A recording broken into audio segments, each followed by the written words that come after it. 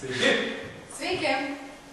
Šiandien norime pristatyti projektą apie realizmo epochos rašytoją Honoré de Balzacą.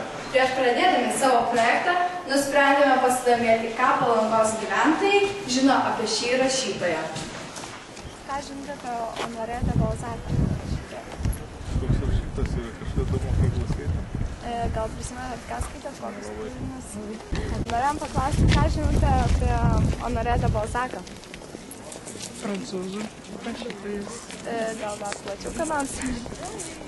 Kokios epochos? Kas seniai mokyklą baigiau? Ne, palauk, aš knygą dabar kažkur skaičiau, bet dabar pavadinim koks.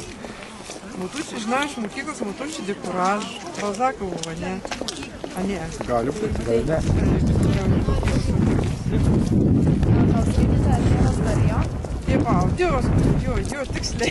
Gal atsimenat, kad tą knygą, kaip jums? Žinok, neprisimenu iš tikrųjų, jau daug metų.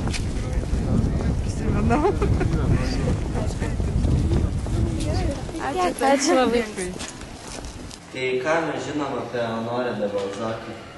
Realizmo pradininkas, gyvenęs Italijoje, po to vienas žymiausių jo kūrinių yra Tėvas Gorijo. Dar yra parašęs Durnių laivą, ne? Jo.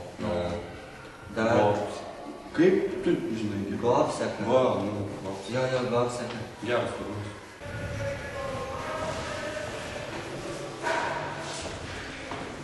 Sveika, labas! Klausyk, apie ką šiandien vedi pamoką? Apie Balzaką ir jo kūrybą. Taip, žinai, gali man nors papasakoti, aš irgi tą pavyzdį galiu, aišku. Tai va, Balzakas gimė 1799 metais gegužės 20 dieną Prancūzijos pietuose Tūro mieste.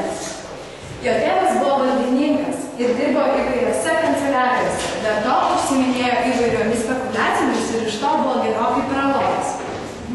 Pradinį mokymą Balzakas įsigijo netgi Bandamo koledže ir toliau mokėsi Paryžiuje. Paskui įstojo į teisės mokyklą, tačiau jis nenorėjo būti teisininku. Todėl nusprendė prieš tėvų valią tapti rašytoju. Apsigyvenęs skurdžioje palėpėje, jis pasišventė kūrybiniam darbui ir pradėjo rašyti pirmą dramos kūrinius. Tačiau jam nesisekė ir jis neturėjo pinigų nei garbės. Tad atidarė savo leidyklą ir nusprendė leisti klasikų veikalus, memuarus bei parašus. Tačiau ši leidykla jam buvo visiškai nuostolinga. Taigi, Balzakas ir toliau kūrė savo kūrinius. Ir išgarsėjęs pripažino, kad pirmieji kūriniai buvo visiškai niekam tikę. Klausyk, bet pirmus kūrinius jis rašė net ne savo vardu. Taip, jis vadinosi berods Lordas Rūnį. Taip, Balzakas naudojasi slapyvardžiu. Kuo toliau, tuo labiau jis neturėjo pinigų ir rašytojas dirbdavo apie 14-16 valandų. Tad jis gyveno labai skurdžiai ir jo sveikata labai pablogėjo. Tad 1850 metais, pataisysiu, rugpjūčio 20 dieną, sulaukęs 51 metų, jisai mirė. Tai tik toks jaunas. O aš klausyk, aš dar girdėjau, kad literatūra jam buvo ir mokslo, ir gyvenimo, ir pragyvenimo šaltinis.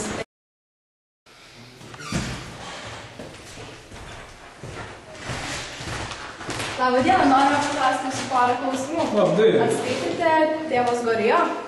Aš tai skaičiau kažkuomet mokyklą, tu? Aš ir skaičiau. Gal galite ką nors papasakoti apie šį kūrinį? Prisimink nors. Biškai prisimenu, tai labai įdomus kūrinys buvo. Ir tam buvo rašoma tame kūrinyje apie tėvą, kuris augino 2 dukras. Ir atsitiko taip, kad... Ai, tiksliai, kad tos dukros ištekėjo už labai turtingų vyrų, ne? Ir tie vyrai buvo labai nemylimi, jos nenorėjo už jų tekėti, bet va, ir taip gavosi, kad tos mergytės biškai išpindėjo. Tėvo palangvėjai vienatvė? Nudvėsi funkcijai. Taip, jau gavos 52 metams buvo, man. Va tai va, gavosi. Va tokia esmė yra šito kūrinėlio. Ko, tą noriu sužinoti? Ačiū už atsakymus. Slaba, prašom. Vas gerai.